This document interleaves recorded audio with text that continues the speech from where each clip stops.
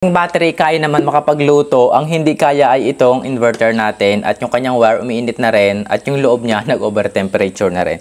And here guys, another solar battery or lithium iron phosphate battery ulit yung susubukan natin ngayon since marami talaga yung nagsuswitch sa solar setup ngayon at pinipili yung maliliit na setup since mas mura nga. Ito, 12 volts, 100 ampere hour, 1280 watt hour, subukan natin. Sa kanyang package guys, kasama na rin yung dalawang screw, eto, tapos eto pang isa yung merong cap para hindi nga naman basta dumikit yung ibang metal. And meron siyang isang kasamang producer manual.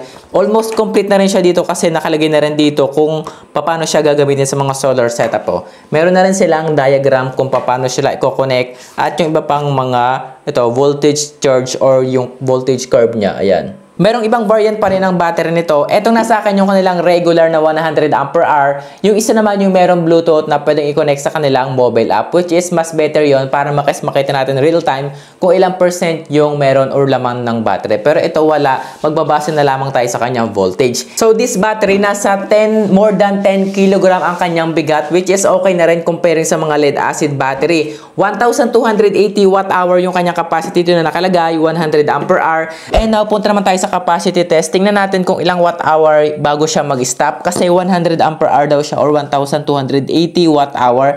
Tingnan natin kung ilang watt hour yung kaya niyang ibigay bago siya tumigil. Eto, sinubukan ko siya sa 5 amps. Tingnan pa natin hanggang 10 amps. Tingnan natin hanggang bukas. And here guys, tapos na yung ating battery capacity test. Ito na yung nakuha natin. Nasa 101.207 ampere hour or 1282.08 watt hour. So ayun, 1200 watt hour yung nakalagay at nakuha natin is 1270 something ganon. So sobrang lapit na rin yung nakuha nating capacity. Pero hindi dapat gagamitin natin yung lahat. Yung kanyang depth of discharge or yung capacity na dapat lamang natin gamitin sa kanya is 80%. So yung kanyang 80% is nasa 1024 watt hour din. So dapat 1024 watt hour lamang yung gagamitin natin para hindi agad mag-degrade yung ganyang battery life or hindi agad masira. Ngayon, subukan natin siyang i-charge sa solar panel. Ito yung gagamitin kong solar panel, 200 watts solar panel. Tapos, dito ko siya ipapatong kasi pinagawan ko siya dito ng patungan. Ito din, patungan na to ay naiikot. Kung nasan yung sunlight, pwede siyang pag ganon-ganon. Yan. Malakas pa naman yung sunlight ngayon. Alas 9 pala, mga tao. Lagay ko lang ito.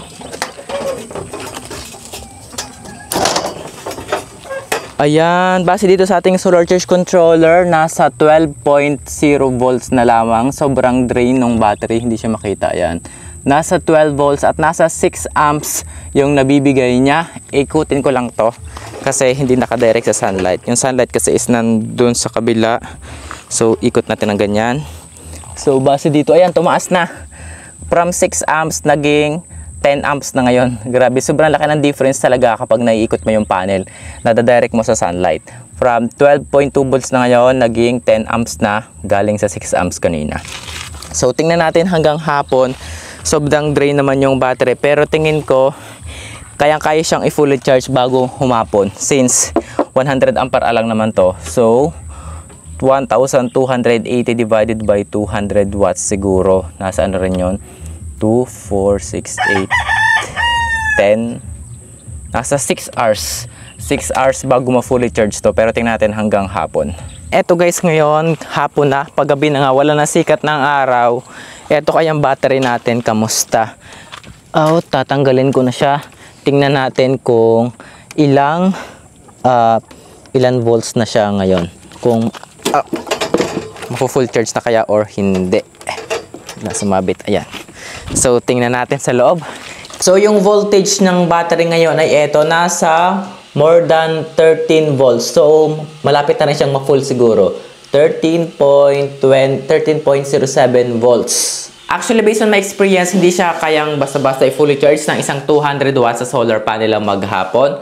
Para sure, siguro mga 300 watts na solar panel kaya na siyang i-fully charge at papartner na siya ng isang MPPT solar charge controller. Ngayon naman guys, habang fully charge itong ating battery, try nating i-charge itong low-watt na power station gamit ito. Gagamit lang ako ng mga connector. So 0% naman itong ating power station. Tingnan natin kung ilang percent yung madadagdag sa power station na ito, kung kaya ba siyang i-fully charge at hindi ba malolobat itong ating battery. So, eto, tingnan nyo, nagcha-charge naman siya. Nasa 106 watts yung nakukuha ng power station from this battery. Ayan, 105 watts. So, balikan ko kayo mamaya. And here guys, full charge na itong ating power station. And then, syempre, hindi pa naman lowbat yung battery. Mag-a-add tayo ng panibagong power station. Eto, i-charge na rin natin siya kung kaya pang i-full charge ng battery. Kung hindi pa ba siya malolobat. Eto, nagcha-charge na rin naman siya. Kumukuha rin siya ng 102 watts. At mapu-full charge daw siya sa loob ng 2 hours. So, full charge naman itong isa. So, tingnan natin kung kaya pa niya. Tapos, mag-a-add tayo ng panibago. And here guys, na full charge na rin itong isang power station.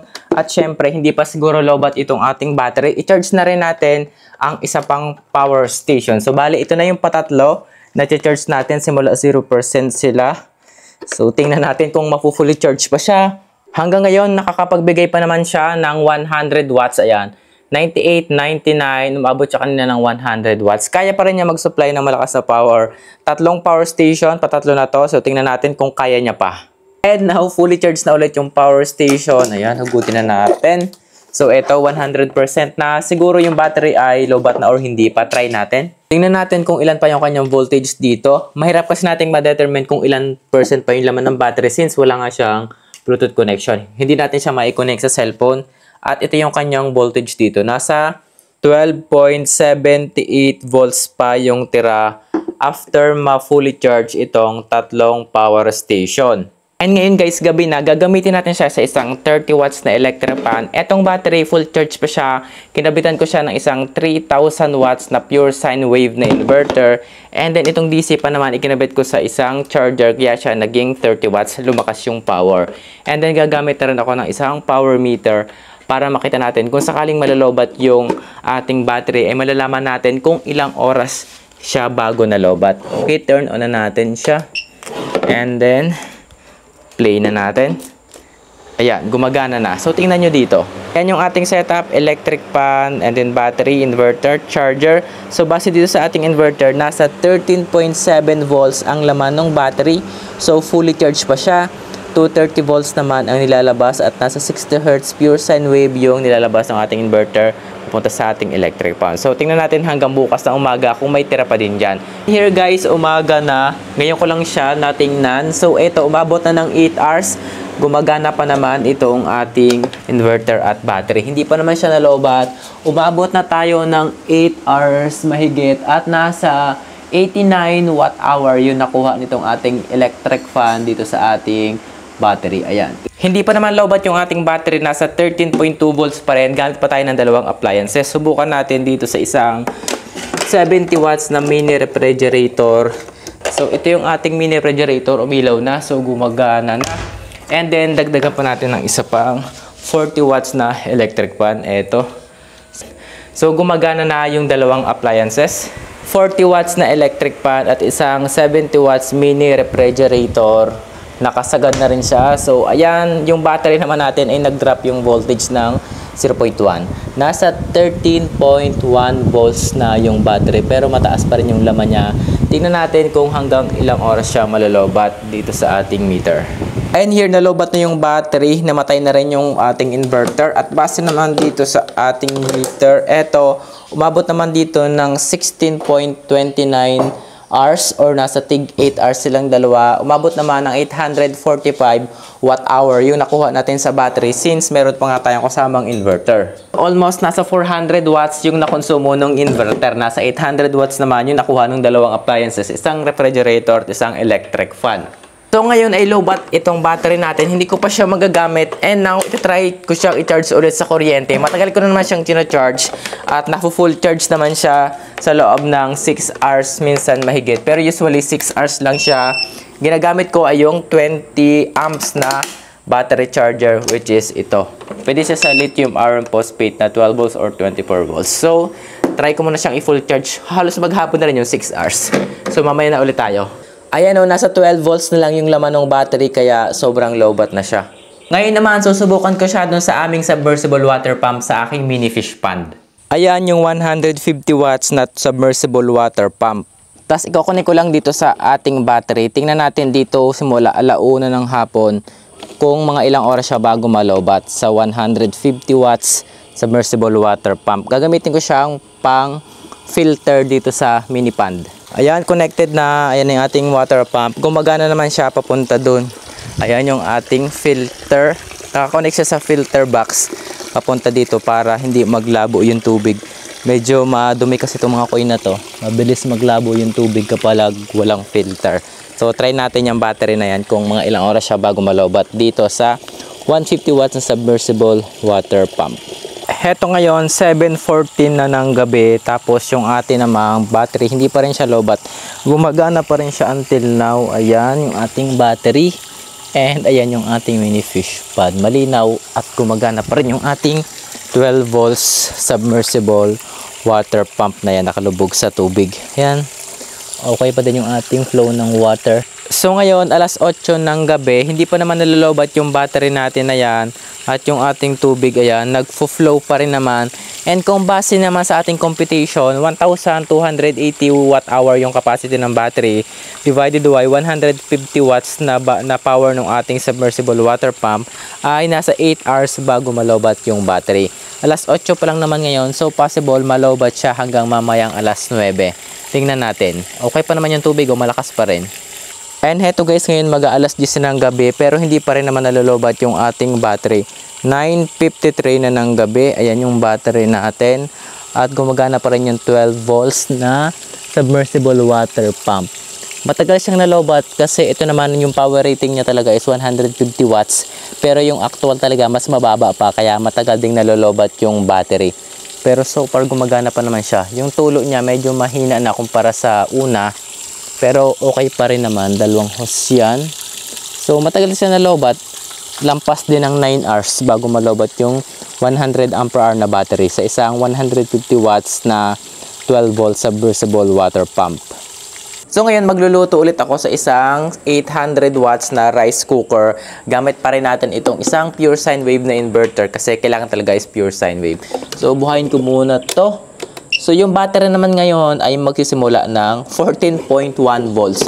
So meaning fully charged yung battery. So ayan yung battery, inverter, rice cooker at yung voltage from 14 volts naging 12.9 volts. So meaning malakas sa power itong ating rice cooker. 60 Hz pa rin naman. So tingnan natin mamaya kung ilang volts yung matitira at kung makakagamit pa tayo ng appliances pagkatapos nitong isang rice cooker na to. And heto guys, luto na yung ating kanin. So remove ko na to and then patayin ko na rin to kasi baka malobat yung battery. So okay na yung ating kanin. Ayan. Tignan nyo ba? Ayan o. So mag-a-add na tayo ng iba pang appliances dito sa ating battery ulit hanggang sa malobat. Ngayon naman, dito ko naman siya gagamitin sa isang 1,200 watts na air fryer dahil tayo ay magpapainit ng binili namin kagabing bibingka. So malamig na yung bibingka, baka mapanis. Dito ko siya gagamitin sa ating air fryer. 4 na bibingka yung nailagay ko dito. So, okay, start na natin dito sa mga 100 degrees Celsius and then 10 minutes. So tingnan natin. Ayan, gumagana naman na siya, umilaw na. Tapos itong ating inverter ay gumana na rin yung kanyang blower. So meaning malakas na yung power. Yan. So tingnan natin mamaya kung hanggang ilang oras pa to. Ito na yung una nating batch. Okay na, tapos na yung 10 minutes. Sinasaan ko na rin yung kanyang temperature sa 140 degrees Celsius. Tapos pumasok ako dito sa loob ng bahay dahil umulan. Ayan. Mainit-init pa naman. Bango nung medyo mabango. Eto, try na natin ulit. Another 10 minutes.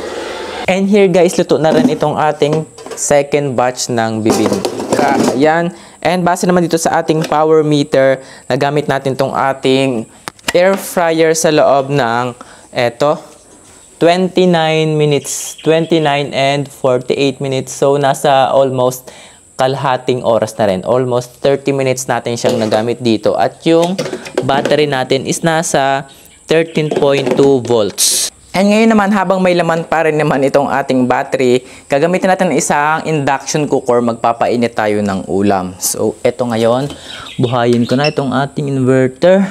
Yung ating inverter is 1,500 watts, yung continuous. Eto naman is 2,000 watts. Pero hindi natin sasagad sa 2,000 watts ito kasi mag-overload. Hindi kakayanin ng inverter. Siset ko lamang siya sa 1,000 watts. I-turn on na natin to. Ayan. Function, ilagay natin sa 1,000 watts. So, gumana naman itong ating inverter. Ayan. Nasa 12.4 volts na lamang yung battery. Malaki yung idinrap niya since malakas nga sa power itong ating induction cooker. More than 1,000 watts pa yung actual niya since hindi naman talaga sila magpapanama. Tataasan ko na rin itong ating induction cooker para mas mabilis maluto. Kasi napapansin ko masyadong matagal, hindi siya batagad-agad umiinit. Lagay natin sa, ayan, 1,600 watts.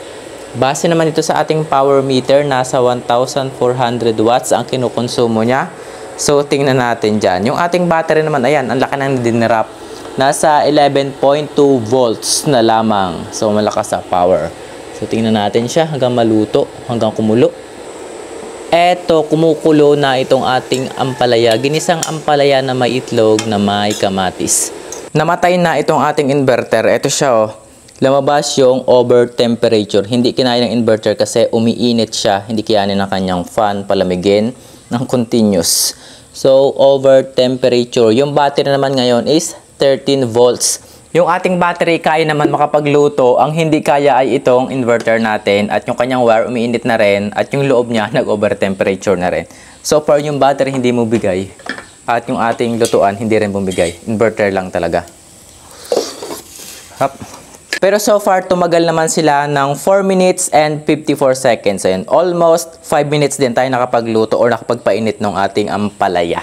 Ayun guys, tapos ko na gamitin itong battery dito sa ating bahay, sa mga appliances natin. And okay naman yung kanyang performance. Makunat din talaga siya. Just like yung mga lithium iron phosphate battery na nasubukan natin dati.